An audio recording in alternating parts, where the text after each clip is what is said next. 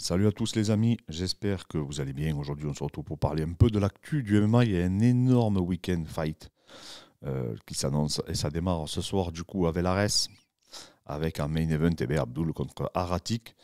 Donc déjà, merci à tous pour les messages de soutien. On a reçu énormément de messages ce soir sur Instagram, YouTube, et vraiment sur tous les réseaux sociaux. Franchement, Abdul, il est énormément touché par votre attention, par vos attentions, pardon.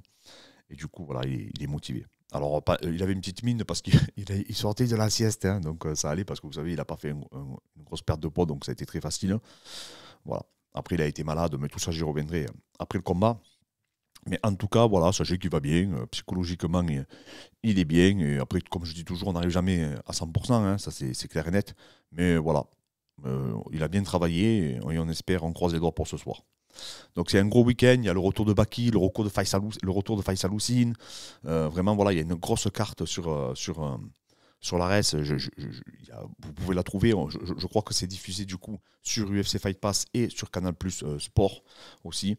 Donc hier, il y a Amin Ayoub aussi, une grosse opposition contre un redoutable adversaire qui a battu dernièrement Teddy Violet.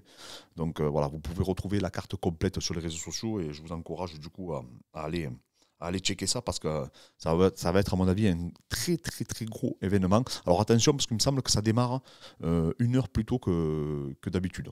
Donc j'ai pas eu de précision parce que nous ils viennent nous chercher à l'hôtel, on arrivera un peu plus tard.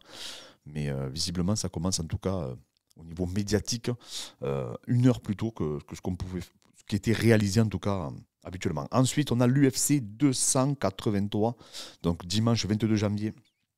La carte principale sera à 4h du matin. Glover Teixeira qui revient contre Hill. Donc voilà, un Glover qui a l'occasion de reprendre du coup son titre.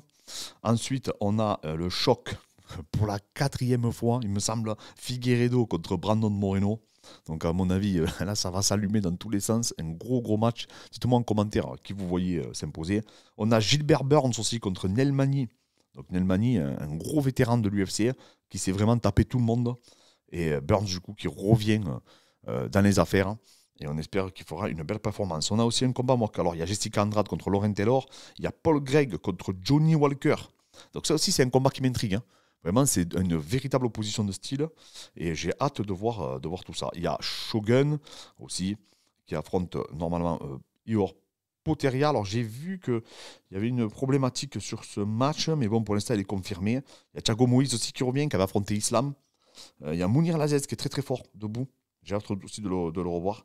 Ah non, mais Thiago Moïse, visiblement, c'est annulé. Voilà. Brad Tavares aussi, c'est annulé.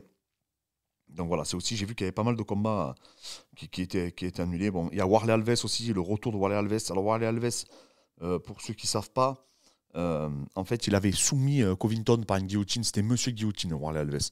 Vraiment, c'était, je pense, la meilleure guillotine de l'UFC. Et c'était la première défaite de Covington. Et il avait soumis sur une guillotine. Il avait littéralement décapité.